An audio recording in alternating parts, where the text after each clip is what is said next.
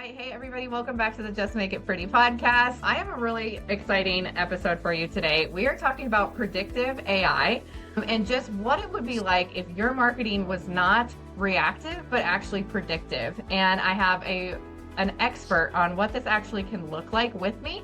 So if that sounds interesting to you, let's jump right in. Welcome to the Just Make It Pretty podcast, the slightly unhinged marketing podcast for home builders and beyond.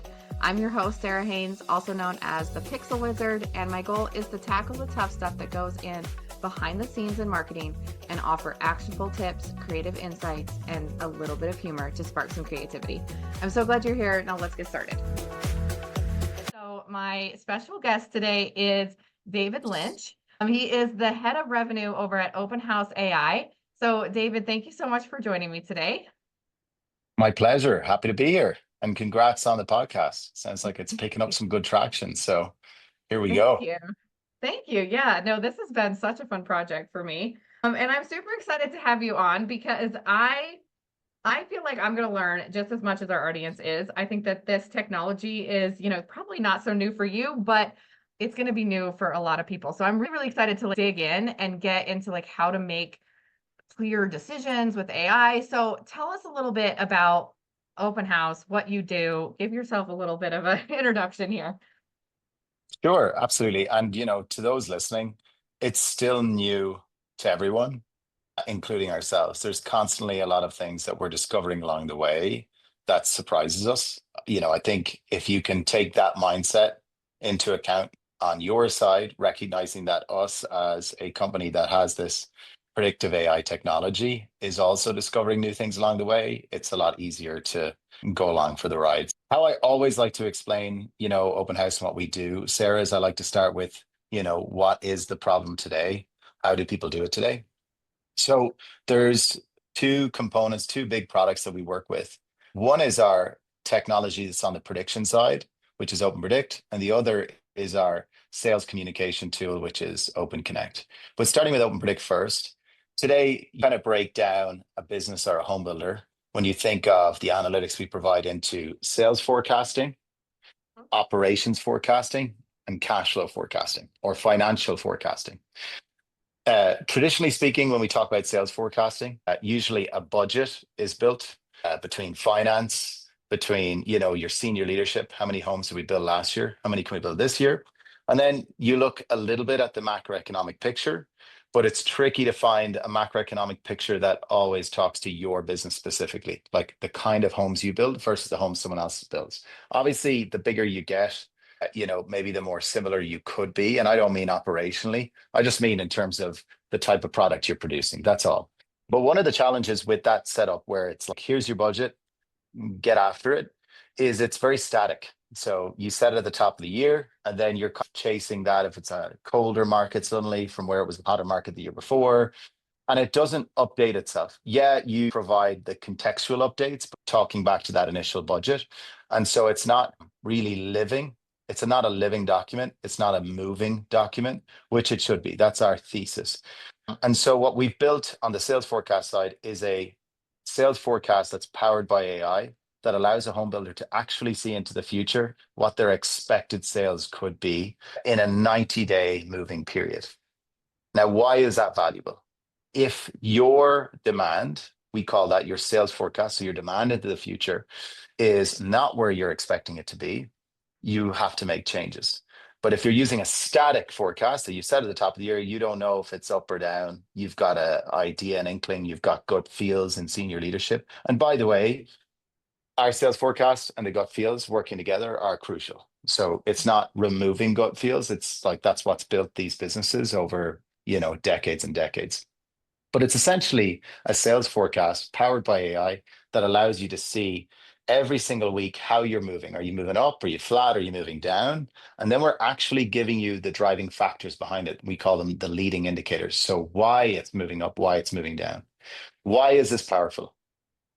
Before, you're going to do a lot of A/B testing to figure out whether this will work or that will work. You're probably focusing on a lot of tactical moves because last week wasn't great, the week before wasn't great, and now you're starting to jump and move and respond in the moment and hope that something will go well, based again on gut and also, your experience. But it Mhm. doesn't set you up for a trajectory that you can see long term. And so what we're giving you is the driving factors behind that sales forecast so that you go from, let's say, a traditional dashboard experience where you've got to go in as a leader and figure out where the problem might be, to being prescribed the area that you need to focus on. So if you think about the amazing talent that we have in home builders, they're usually hired to do a specific task. Okay. So think of a marketing leader, if they're on the ad side, the SEO side, or if they're the marketing director, they're built, their role is really managing a team and making sure that team actually implement the strategy they've planned in advance.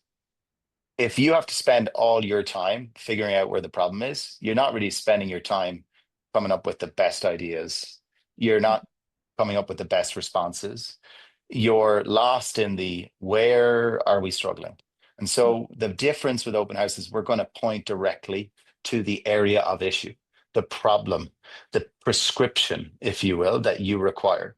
Now, let's think of another world where you're using open house. If you're using open house and you are actually being prescribed the area of focus, you spend a lot more time working with your team to build the best response possible, be Right. it a shift in your strategy. So your thesis, we believed that this would happen if we did X, to moving to we now believe this will happen if we do Y.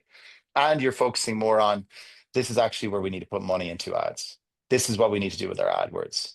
This is actually what we need to do if it's on the sales side. So, how OpenPredict works is it's tapping into your CRM, it's tapping into your GA4, it's tapping into your historical sales data, and then it's using our millions and millions of buyer profiles that we've collected over time. And obviously our secret sauce, which is our AI we've built from the ground up. So we're not like a wrapper around Mhm. ChatGPT or anything like that. We have built it from the ground up, our own neural network. And what it's going to do is it's going to take that information all the time, every day, every week. And it's essentially looking for correlations to where your demand is headed and why it's going that way. So you have a much better view to respond and to be on top of the shift and the change in your market specifically. Now, I'm talking a lot, but this is a really important part of OpenPredict. Yeah. Unlike a lot of the reporting technologies out there today that give you a holistic view of a geography, of a city, Mhm. of a home type in a city, perhaps, this is giving you your projected sales based on your operational performance. What does that mean? It means it is looking at the buyer's behavior on your website. It Mhm. is looking at your CRM performance. It is looking at your GA4 performance, and it's looking at your historical sales. And it's telling you, based on how you are operating, this is the available sales that's in the market for you. And that's important because people listening to them might say, I can just use, one of the reports that like I download and pay for like it tells me where the market's going. It tells you where holistically the market's going, but it's not telling you of that market, what share you really have, what you can Right. capture. So that's a huge difference. And it requires a different frame of thinking because once you realize that, okay, now I can actually see what demand is available for me to capture, you're in a different place. You are managing your own expectations more effectively and you're doing the right thing for the business more efficiently. Does that make sense, Sarah? That was a bit of a long-winded Yes. run there. Yes, I think there's a lot of processing that happens while you're talking. So I think when a lot of marketers think about, oh, I'm going to implement AI into, our process or whatever, they're thinking of it as like content generation or like something Yes. like Yeah. that. So this is like such a different side of like how to use AI for marketing. And when I've heard you, I've heard you speak before and like we've talked a lot before. And like I've heard this or this predictive AI, but it in my brain, it was like, oh, that is going to tell you like what lots to buy or like what area to build in.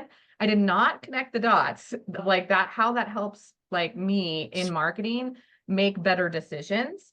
And so that's really interesting. Can you talk about what does that look like behind the scenes? Like, how are you connecting all of these things for a builder to get that data? Sure. So first of all, in terms of, I think it's two-part questions. Like, how do you go about? You have to do a load of integrations and a load of setup just to take months and months to get on board. We actually, when we started the company, one of the things we knew was that there was a lot of tech burnout in home building, and it's not just tech burnout and trying new cool technologies as much as Probably everyone listening to this has done a CRM implementation and it nearly killed them. Some here will have done an ERP integration and it nearly killed them, or not an implementation. Like, it really does give you PTSD in terms of having to onboard new technology. Our onboarding takes about 4 or 5 weeks from when you sign a contract. And it's because of the way we've configured it, the setup is very easy. Essentially, you're just giving us editor access to your GA4. You're giving us an admin access to your CRM, and you're sending over a CSV of your sales data, and away we go. We can go ahead and start building. And that's why it's very light touch. It's a light lift from the builder side, which is funny because sometimes builders, we always say, okay, you send your data and then we're going to close the door and we'll get back to you in 3 weeks. And builder go, I actually had a builder we're working with. I saw one of them looked at my LinkedIn the other day and I know what that means. I mean, what are they doing? Yeah. But we're doing exactly what we said we would do. You don't have to do anything. And I think there's almost that PTSD is making them go, am I supposed to be doing something right now? Is there It's something too I'm supposed to be easy. following up on? Yeah, but that's it. Like, Yeah. we close the door and then we come back to you and we say, hey guys, look, we have either A, we're ready to go. We're 100% confident in this sales forecast. We're now ready to present the first one. And we actually walk you through how everything works.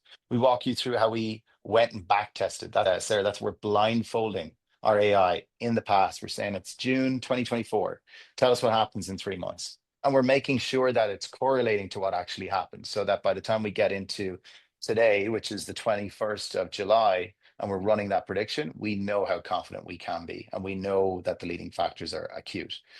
So that's one part of it. The second is we often get asked, my AI, or your AI, right? You gave me these leading indicators, these driving factors behind my sales forecast, but it didn't look at this metric over here. And I look at this metric, and I went to university. I learned to look at this metric. And then I had an amazing mentor, and he or she told me that these are the metrics that matter the most. Why is it not looking at that? It should look at that. That's really important. AI has no bias. AI didn't go to university and get trained by someone. It didn't have a mentor that had a strong opinion about metrics.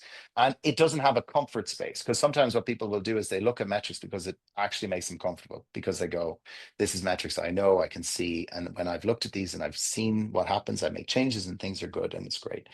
AI doesn't do that. What AI does is it says, I have no bias. I'm going to pull the metrics that matter the most. And so oftentimes in those first meetings, we always get asked, why isn't it looking at this? And it's quite frankly because it doesn't care. Now, what's crucial is it doesn't care this week, but next week it might pull one of those data points and say, you need to now look at this. And the week after that, it'll pull something else and it'll say, you need to look at this. And that's the difference. You have this non-biased perspective and view of the world, of your, hello, lights come back on. Okay, there we go. Yeah, there you go. You have this non-biased view that's looking at your data and telling you, although, hey, Sarah, I totally appreciate your opinion. And I know that all the experience you have, everything's great, but you're not looking at the right metric. This one over here is the thing you need to look at. And this is the thing that's driving it either up or driving it flat or driving it down, right? So when we think about how it comes together, we're meeting you on once a month on our monthly insights call. You're getting that sales forecast in advance. You're seeing everything, the leading indicators. You're getting a key insight summary, and you're getting an advice section, actionable advice section summary, so that you know exactly, if you don't have time, you're reading that first slide and you're saying, this is what's happening. This is what we recommend you focus on. So you can decide to go deeper, but that's what it looks like. And when we get on those calls, that's where we're working in partnership with you to figure out what's the next best strategy. And that's why, by the way, I spent last week on a call for an hour with a new home builder we're working with, just talking about their marketing strategy, their thesis. Like, what do you believe is true? If you do an action, if something changes, what's the action you will take? Because we want to understand how you operationally respond. And this is one of the big challenges out there. You can go on ChatGPT all you like, and you can go and say, what should I do?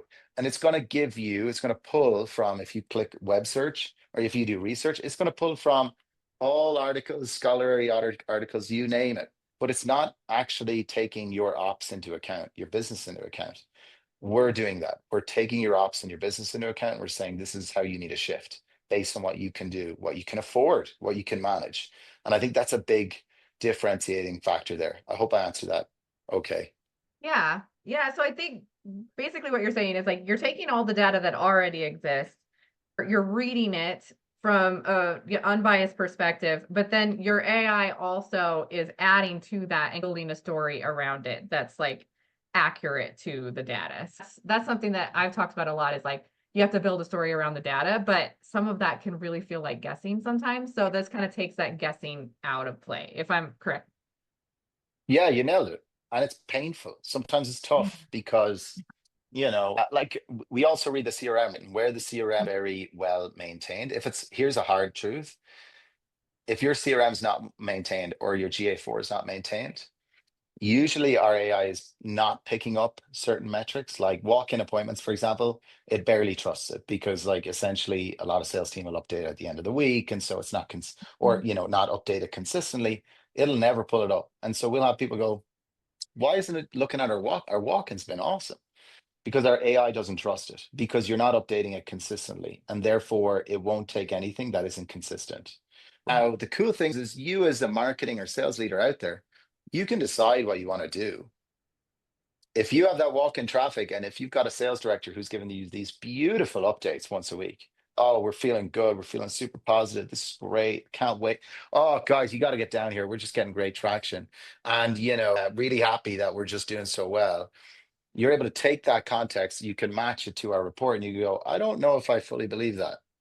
I might be Mhm. calling BS over here. Or what's really cool is oftentimes it'll say, this is matching up nicely. And that's usually what shifts as well. These are sort of smaller advantages to working with. One is, first of all, we clean up your data big time. So we actually get you organized because we're not going to be the only AI company out there. And we want to prepare all our home builders to work with these AI companies. We don't want you to be in a position where you see another company, they're more junior to us and they just don't have the ability to configure and set things up to put you in a good place from a data standpoint. We will help you do that. The second thing, though, is we see a transformation in how people think because, yes, they're getting the context on the ground, but they're also getting this non-biased view and they can match it and compare and then make decisions accordingly.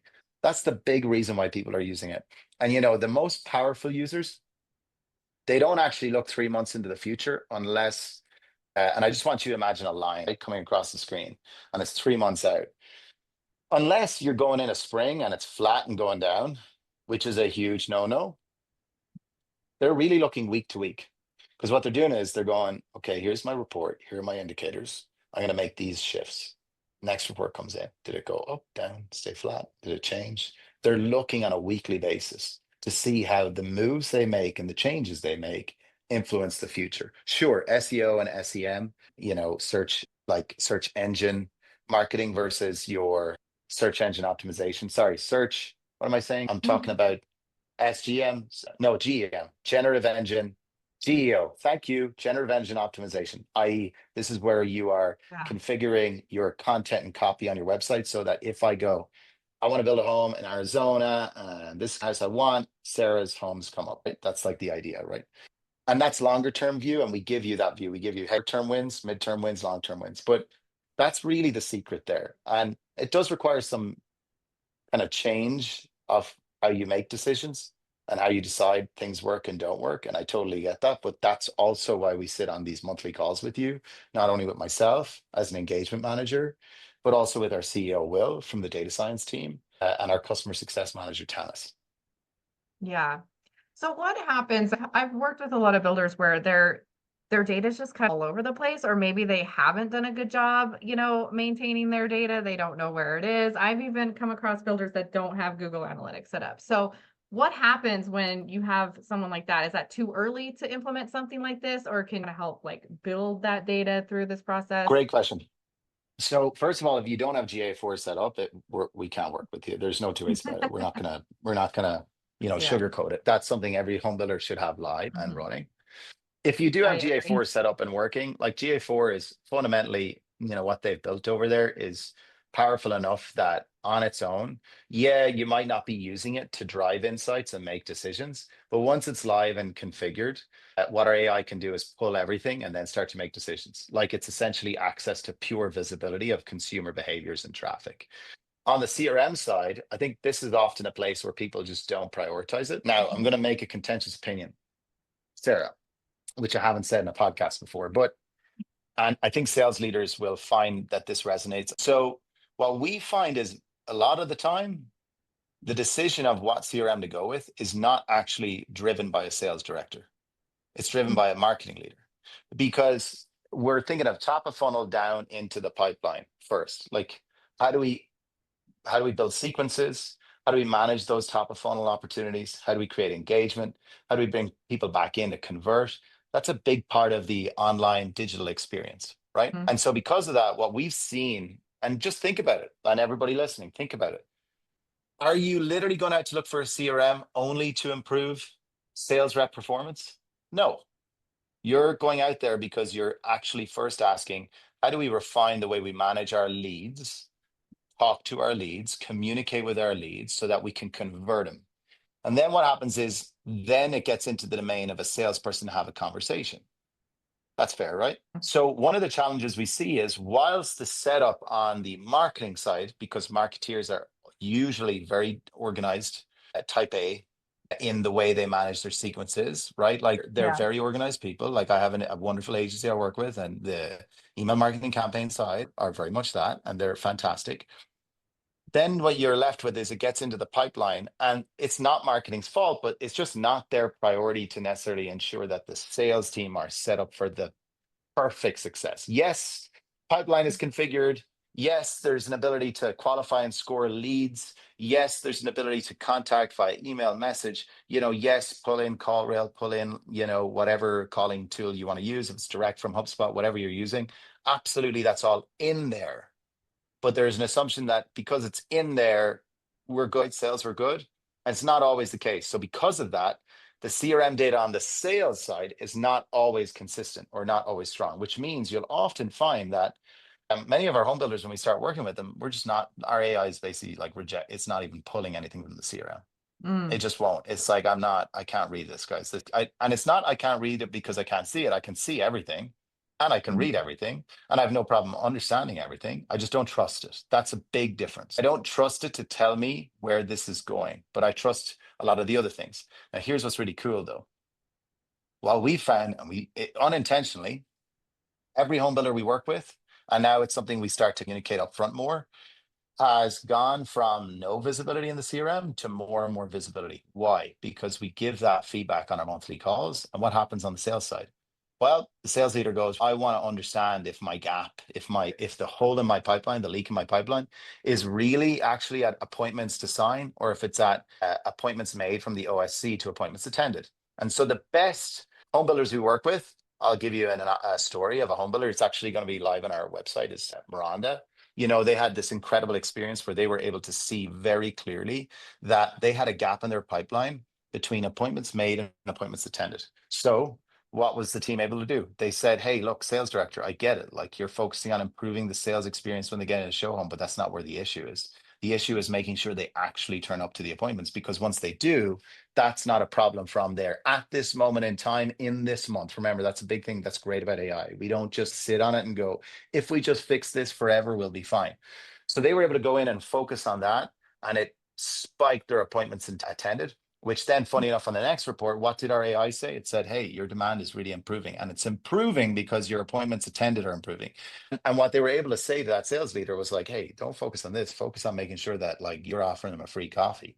Focus on using a scheduling tool so that they commit, and you send them a reminder so that they attend on time. And if they have to reschedule, you reschedule them accordingly. So Mhm. you're getting into better minutia of conversation around data, and you're not just saying, yeah, I know, I'm going to work with the sales guy that, he can definitely pitch better. Is the yeah, it's just no. You want to be focusing on those areas. And so that's why when we talk about home builders, to your question, who have like shoddy data, hey Mhm. guys, it's fine. Don't worry, because you still have a record of data. And the beauty of AI is it doesn't need you to filter. And this is the last piece. We always get home builders saying, have you looked at this report that I created? Do you want me to feed that report in? A report is essentially a bias generated set of data. It is a report that you have built based on how you want to view the world, and it is great. It's fantastic. And if it's worked for you, gung ho. Our AI doesn't want it. It wants the rawest format. So it's just going to read everything, listen to everything, understand everything, and then it will make its interpretations and say, this is where your blind spot is. This is where your blind spot is. So every home builder that works with us, some of them start really bad, not as bad as not having a GA4 setup. But Yeah. I have one home builder that has GA4 set up and they don't have a good CRM, but it's not an issue. In fact, what it's done is it's allowed them to flag and prioritize the need for a better CRM. I love that. I love that. So So now you're how, using data to make decisions on tech, right? That you're going, which is right. very powerful. Yeah, for sure. So how do you use that data like for a marketing team? I get like making decisions for like your advertising and like those are easy like things I feel like that you could get a report out of an AI and understand, okay, this is where I need to allocate budget. But can it help marketing teams with messaging or like creatives or things like that as well? So this is really interesting. You've given me an assumption, which is to say that, yeah, it can give me a report and it can tell me, I guess what I can focus on with my where I can Mhm. move stuff, where I can move stuff away. It's not that easy. That's why people A/B test. Otherwise, it would be A testing.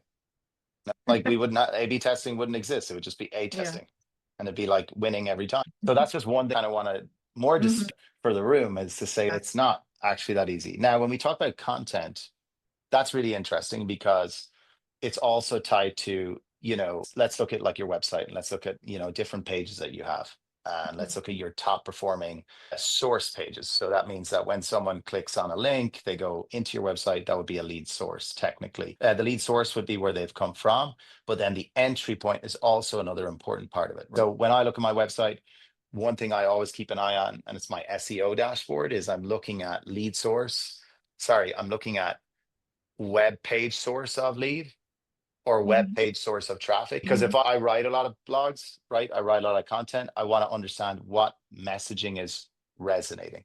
And so what our AI is going to pinpoint is more so again where you're having strong return users, where your desktop session duration is now increasing across your website. And so it's going to prioritize that and tell that to you, but it's not going to tell you what content to write. Absolutely not. Sure, Mhm. in our insights call, knowing your strategy, knowing your thesis in terms of what you believe to be true, i.e., if we do this, or we talk about this, or we talk about that, we'll move it in this direction. What we can do is tell you that, hey, those changes you're making is improving the type of retention that you have from a desktop.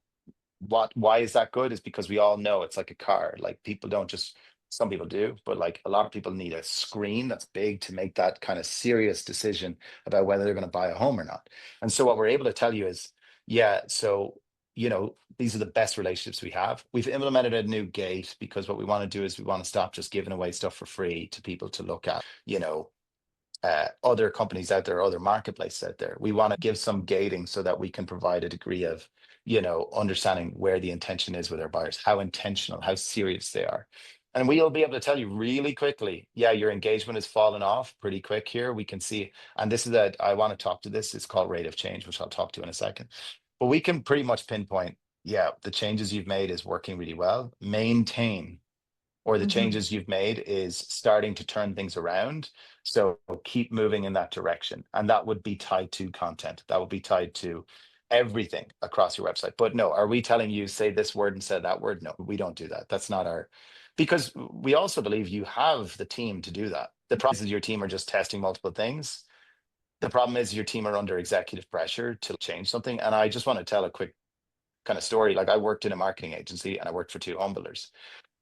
And I was running the ad side, and I felt every 2 weeks I was getting on a call and we were being asked to change it in a new direction, change the copy, change the landing page experience. Now, for all on the call who aren't marketing, it takes 2 weeks for Google to actually not only just accept, but also adopt this algorithm to your new material, which means we were basically not visible because now there Mhm. wasn't much I could do. I was a client success manager. So I just was like, fine, but this doesn't sound good to me. This is stopping that. It's allowing you to understand when you make shifts and changes across your website, how is it improving your output? Now, some marketers might be saying, but I don't necessarily know, like we make lots of changes. You do know because if you're organized, you know what changes you've made in the last couple of weeks, in the last 2 weeks. So you know what changes you've made across your website that have started to show that improvement. And that's why I want to talk to this last piece that's fundamental to our AI. It's a metric called rate of change. Rate of change, really easy to explain it, is a car when it's accelerating forward and it's driving forward at 5 miles an hour, there is no rate of change. It is moving at the same direction. So moving in the same direction forward and it is moving at the same speed. Does that make sense, Sarah? Yeah. No rate of change. If I decide to accelerate the car to 10 from 5, that is a large rate of change. It's double. If I Mm-hmm. accelerate to 60, it's a huge rate of change. Rate of change is really important because most people look at volume, like have we improved the number of website organic or paid and session duration? But it's the rate of change of those metrics is where it gets powerful, because they're the leading indicators to tell you, hey, what you've changed is starting to see a shift or it's Mm-hmm. flat. And that's really important, because if the car starts not only decelerating, but actually starts to go in reverse, that's a Mm-hmm. negative rate of change. It goes below the line. And now, although it looks like your organic is slowing, it's not. It's actually starting to pull back and go down. And so those are the kind of metrics we're showing you, so that well in advance, as a marketing leader or as a sales leader, like for example, one that came up with one of our home builders was OSC, booked appointments. And the Mm-hmm. other one was OSC call-ins. It's two metrics, right? Now you might Mm-hmm. go, what's your volume this week? Oh, we had 10. Okay, what's your volume next week? We had 9. We're actually giving you the rate of change, which means you're seeing really starkly, hey, like this is starting to fall. This is not, like, don't wait, which a lot of people will do. So that's one of the bigger things that you really get from it. But I do want to say for the audience, this is a very different way of thinking. I totally appreciate that a lot of time you're going to work with agencies and companies, and it's really just to be told, like, this content works, do this content. But Mm-hmm. actually, if you're, I don't know, Simon Sinek talks about the infinite game versus the finite game. The finite game is like, what are they doing? I'm going to do that. That is Mm-hmm. somewhat important. The infinite game is, what are we doing and how can we do better? That is what OpenPredict is really there for. It is looking at your ops performance and asking you, where can we eke out more? Where can we do better? Does that make Yeah. sense? Yeah, absolutely.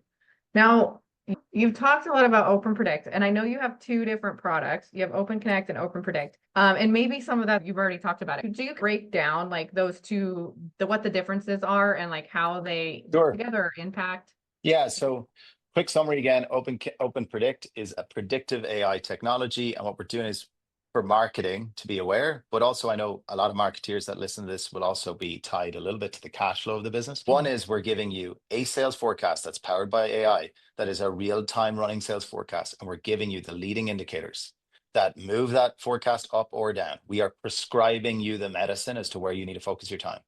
We Mhm. do the same for your finance team. We are prescribing you the medicine. And we're actually on that side because we're one of the only companies that tap into your CRM, your GA4, all your sales marketing data, and Wow. your ERP. And our AI reads both, Mhm. right? Which is not the norm. On that side, we're giving you a view of your cash flow. So it's a real time running cash flow. And we're giving you the reasons why it's going up, why it's going down. And we also can run simulations, what if scenarios. So I want to see what happens if I build this much spec versus pre-sale. And then finally, we're doing the same on ops, which is we're actually telling you, hey, like your cycle time is this much because of these last 5 homes in this community. So that's OpenPredict. OpenConnect, the future of OpenConnect and what we're doing right now is we are building an all-encompassing communication tool for home builders. We're starting on the sales side, which is essentially our sales communication app, which allows a few things to happen. Number one, we've heard a lot of sales reps and users talk about how CRMs are really difficult to use, or they're just don't want to use it. Now, Yeah. we know salespeople, and I had this conversation with a sales leader. Salespeople, like me, always choose the fastest route to an end. We're not like marketeers. We will not go and look at all the routes and then we'll go and assess like we will take the fastest route to the end. That's why salespeople will write down people's contact information on a notepad, on a card. That's why you'll give out a business card. That's why in my phone right now, I have a lot of numbers that have no names attached to them in my missed calls from last week. And you want to know something crazy? I know who they are. Like I can call them and I know because I memorized the last 3 digits. And that's How easier crazy for is that? you than putting in the name. But it's easier than I gotta go into HubSpot and then I gotta go find the and I have to Yeah. I gotta log in. Oh, two-factor. Okay. So the idea behind it is we've basically built what is a layer that is completely connected to your CRM, which means that first of all, any leads that convert that go to a community or go to the OSC can be transferred directly to a rep. And quote unquote, from one rep who told me this, is like, it's the first tool I've used where I could be in the gym lifting, lead comes in, and it's like a dating app. I get everything in front of me about the client, and I can immediately generate a response, start talking, and then I can go back and do a set. So that's like the first step, is making it so that sales reps choose it because it's easier than any other way to do it. The Yeah. second part, which we've already done, is we've integrated into the CRM, which means every time they talk, anytime they say anything, it goes back into the CRM. It enhances the buyer profile in the CRM. So if they talk about budget, shunk, slots into the budget piece under your CRM. Right. If they talk about this, that, these, those, it automatically updates those pieces. But here's where it gets exciting for marketing. Marketing soon will have reports sent to them from our sales communication tool telling you, while you're talking about this online, because we'll have an email that's tagged to your email marketing, like as a subscriber, they're talking about this, and here's the gap. Oh, that's awesome. So today, just everybody listening, how do you figure out that gap? You talk to your sales director. Yeah. The sales director only has so much time to summarize, but now you're actually getting AI to go in and look at the gap in messaging. And it's the other way around as well. It's actually telling salespeople, this is performing incredibly well online and you don't talk about it. Buddy, let's get after it here. Okay. Yeah. So that's the second part to the story. Obviously, we've call rail integrated. So it means that we're also recording transcriptions. So all of that is also being fed. The final piece, which we're already doing as well with our home builders, is we're not giving like, how can I put this without being rude? When you're giving feedback to a salesperson, normally speaking, you look at two salespeople and you go, who's booking more appointments? Who's signing more deals? There's a book called Cracking the Sales Management Code. It's fantastic. And it talks about, you have business objectives, which is often revenue related, and they're tied to sales objectives. And then you have sales activities. And sales activities are more like, how many calls, how many emails, how many responses are you giving, and how quickly do you respond? If you are using the new Homestar way, are you using the new Homestar way within the response that you provide? Are you using the Jeff Shure way within the response you provide? Or Yeah. like me, David Sandler, or Crack the Sale, or Olin Claff, Pitch Anything. Like, that's the kind of stuff I use. Am I actually using that? And what we're now able to do is we're able to show you, Sarah and David, two salespeople. We can give you the performance from not just the number stuff. Sarah's responded within this time on average, and Sarah's gotten this many responses to her responses versus David. We can also show you contextually whether Sarah is sticking to the playbook that she's been taught or not. And here's where it gets cool. The data has shown that some reps will have 60% response rate. So they'll have, say, they'll respond in 2 hours, 60% response rate from the client, but they'll have 0% of the insert sales training way. And right. And then others who use all the sales training will actually have a lower response rate. We had one guy who has had a 0% score, because we can use, now this is using Gen AI, really easy, like chat and stuff, like pulled an API in. We could see that this guy wasn't using it at all. And his response rate was 85%. And his ability to book appointments was the best out of everyone. What does that tell you? It means that we believe, this is our thesis now, that you need to train salespeople based on how they sell, not based on how you would like them to sell holistically. Because if they're a performer and you've hired them because they can sign deals and they can move stuff through the funnel, you want to focus more on, how do I improve this person comparing to other people? What can I pick up? So the long vision there for OpenConnect is, when a sales manager sits down with an end user, you're saying, hey, Sarah, you're awesome. Everything's going really well. But here's what we noticed. We noticed that David's agenda sets it up in about 45 seconds. You take 3 minutes. And so what we want you to do is cut that down to 1:30 if you can. Does that work for you? Yeah, sure. That makes sense to me. Secondly, though, David, Sarah's closing to book an appointment usually takes 2 minutes. You take 5. And what we've seen is you're booking less appointments. Can you try cutting that down and refining it? Because what we're seeing is a lot of humming and hawing. I'm not talking to any sales leader or any sales trainer. What I'm doing is I'm using what is working in the moment. And that's crucial about AI. You're not going, okay, we signed up for this program. Here we go, guys. We're going to use this for the next 15 years. This is going to be awesome. No, and that's an exaggeration. Sign up for the next year. You're literally going month to month and you're saying, oh shit, Sarah, your agenda was actually obviously performing better because your appointments have dropped slightly and David's appointments have also dropped. And so what we want to do is actually improve the formulation of the agenda. Let's focus on that. You're getting a lot more specific down to the salesperson. Now, to Mhm. some people, that might sound like minutia, but that's the kind of sales training I do at Open House. I listen to Firefly's call recordings. I listen with my colleagues, and I love to sit there and watch them go, "Oh, I don't know why I said that. I don't know. Yeah." Or I'll hear them be like, set up the agenda and it's taken ages for them to get through it. And you're like, oh my God. The goal of OpenConnect is long term, it will be a communication tool across the gamut of home building, and it will be plugged into our prediction technology, meaning that Mhm. I can basically have a site soup arrive to a bunch of homes under construction, and he'll just ask, she'll ask, what am I focusing on today? These last 5 homes over here. Do I need to give that person feedback on how to teach someone to drywall better or how to tell someone to kick on? No, I just need to prescribe the area of focus.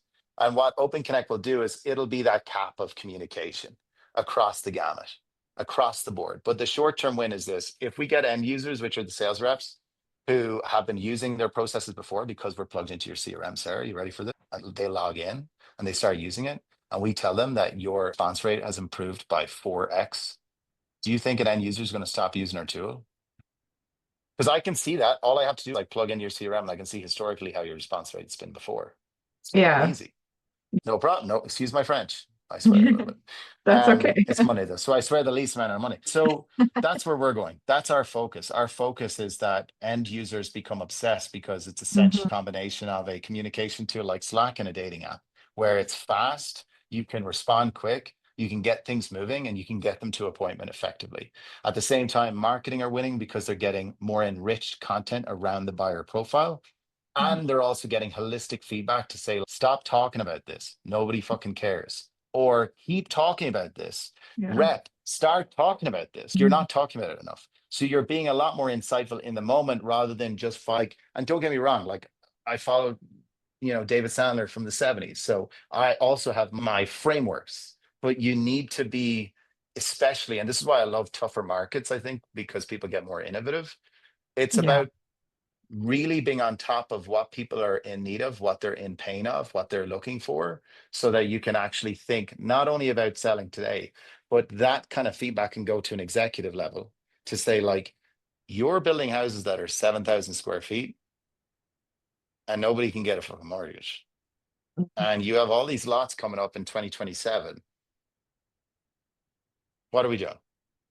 Right. Yeah. And so the power holistically of where OpenConnect is going is short term, it's just way easier for end users, for salespeople. And that's who we want to convince, because we believe if we convince salespeople, sales managers will have no choice but to be like, this is the game. These guys are using this and it is changing the way they perform. I Mhm. need to also pull in these reports.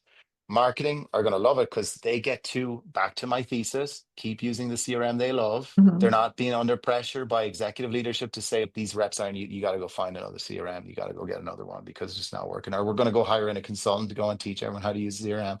No, everything is being pulled into the CRM and it's super cheap.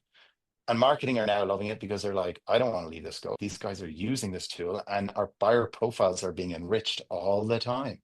This is incredible. So that's like I mean, a lot of that is already live today with OpenConnect.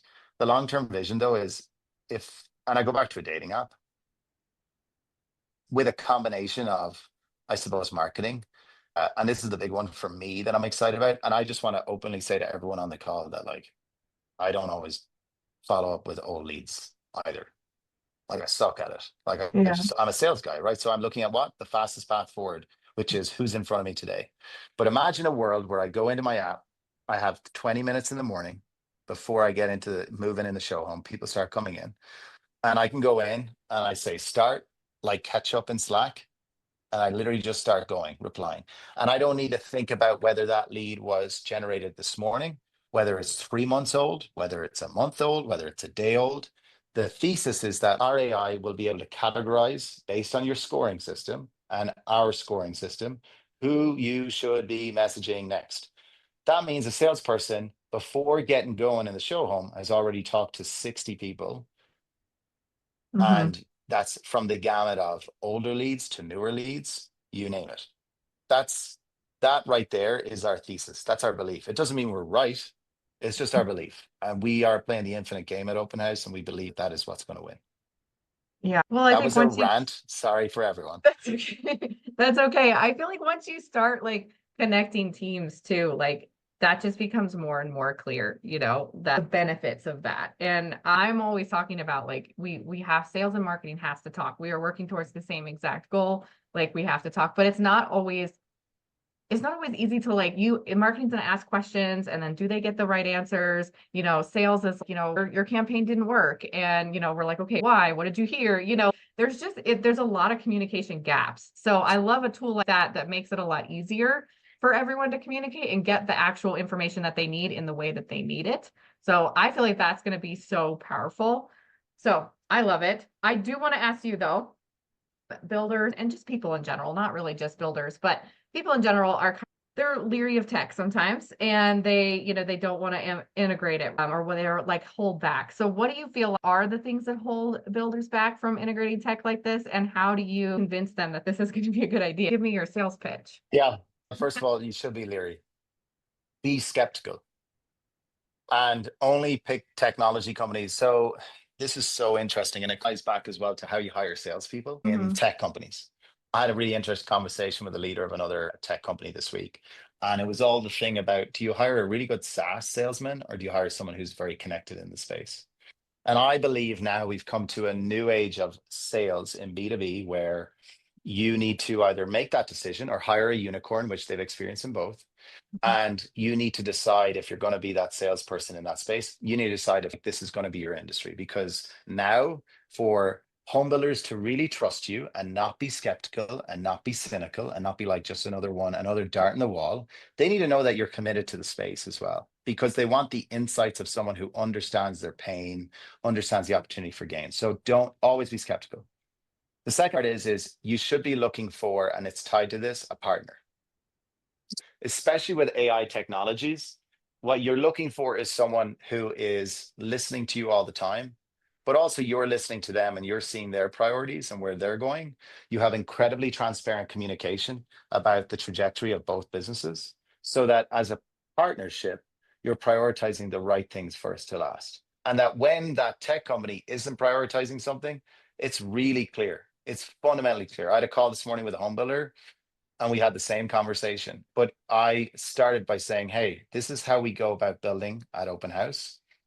And really, if it's not a fit for not just everyone, but if it's not something that's going to make the end user life easier, these salespeople on the call, then we can't build it. And their answer was, that's really refreshing. And I said, why? It's like, because you're just telling me how you're thinking and how you go about doing things. And so now I can have a much easier conversation with you because I know where your priorities lie and we can have a better debate. So I did a talk at ULI at the Urban Land Institute, and the theme of it was really easy. It's like, for home builders looking at technologies, and especially AI technologies, you need to be looking at companies that are willing to be a partner to you. Sit down and take that time to understand your business and understand where the pain is and where the opportunity is going. And you need to let them challenge you. If you don't have a marketing thesis that's strong, it's okay, but don't hide. Don't be like, I'm not going to share that. No, like this, if they're the right partner, they're going to sit down with you and they're going to really challenge you across the gamut. And it's only to make you perform better. It's only to give you better actionable insights. And it's only so that the product performs for you. That's my only advice. Keep being skeptical, but the minute you see someone who has the ability to use, situation, complication, solution, go through that deeper, experience of understanding your pain, that's where you need to start thinking, okay, I want to have deeper conversations with these people, because that's a real relationship. It's not just me buying pints at a pub and being like, hey, how are you? It's great to see you. The ones like Sarah, I think you probably be with me on this. I don't mind if people don't like me, but I certainly want that if they're in the shitter, I want them to call my phone first and be like, hey, I fucked up. Oh yeah, I need to fix this. Or hey, I need your advice on this. We're looking at doing this. And it doesn't, and the best partners, by the way, will talk to you about tech in general. Like they'll just be there for you. Like it's not a lot of work for me to hop in a call 15 minutes and be like, don't do that. Don't pick that. And here's why. This is my perspective. It's not like an opinion. I have no ties. I don't care who it is. That's a partner you want. That's how you should be thinking. So don't think about the tech and being skeptical. Think about the partner. Yeah, that's very good advice. Very good advice. I know that we're running out of time here, and I have so many more questions that I want to ask you. If someone like me has more questions and wants to learn more about what you guys do or everything we talked about today, how could they do that? How would they get in contact with you? Yeah, sure. First of all, you can reach out to me on LinkedIn. I mean, anytime, just shoot me a message. And we'll usually set up a call and just have a discovery conversation. You can also go to our website if you just want to go through a generic way, or you can email me directly at dlynch@openhouse.ai. And if, by the way, you're looped in with my sales team to set up times, it's because we're trying to build a very efficient sales funnel. It's not because it's impersonal. It's just because it means that Dave, who's a messy guy, talked to Sarah, trying to organize events for me in the past. I'm a fucking disaster. It can be difficult. And so that's why we've built this process so you get spoken to as efficiently as possible. And if we ask you questions in advance, what brought you here? Why are you interested? It is not just about qualifying you. It's about making sure that when we get on the call, we understand where you're coming from. That's all. Absolutely. I hope Okay, so that's helpful. I will put all those links too, if I remember. Sometimes I forget, but I will try to remember to put all of the links for you down below in the comment box or the description box, so that people can just click there. Any other last words before we end our episode? Yes, one last word. It's crap out there at the moment. And I know that every part of us wants to batten down the hatches. And I know some of us just unfortunately have to. But if you have partners out there, they're willing to move on things for you and they're willing to support you.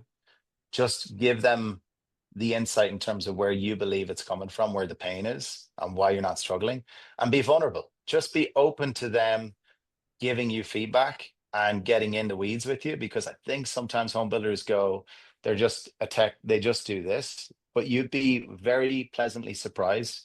A lot of us technologists, we really honestly, fundamentally, we're just obsessed with solving problems using tech. That's really it. So if you give us the time of the day to sit down and throw things against the wall and you are visceral and you are honest, you'll get the best bang for your buck out of that experience. And the beauty of it is, if it doesn't work with that home tech company right now, everybody understands why. And so that's really it. It's a shit time, but I do really believe that also these are the times where the most innovative things happen and people think differently. And I think that's just, you want to take advantage of that as a home builder. And that's it, really. And I say it to tech companies out there as well, gang, open yourselves up as a partner. Put yourself out there and think about yourself going through that, really trying to challenge what they believe to be true. Because I'm trying to do it all the time. And don't get me wrong, sometimes it burns me, but at least, at least I'm walking away philosophically saying I am giving that person everything I can. Yeah, that is why you and the team over there at Open House are my people, because I could not Oh, agree more. Thank you awesome. so much. Thank you so much for being here. This was really fun. Maybe we'll do another episode so we can dig in even deeper, because like I said, I had a whole list of questions that I didn't get to. But I don't want to keep you all day. For all of our listeners, thank you for being here. I hope that you come back for our next episode next week. We'll have another guest.